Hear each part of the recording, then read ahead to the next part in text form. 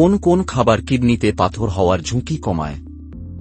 পর্যাপ্ত জল পান করা কিডনিতে পাথর গঠনের ঝুঁকি কমায়। দিনে কমপক্ষে 2 থেকে 3 লিটার জল পান করুন। লেবু, কমলা ইত্যাদি খাবার সাইট্রেট সরবরাহ করে, যা কিডনিতে পাথর গঠনে বাধা দেয়।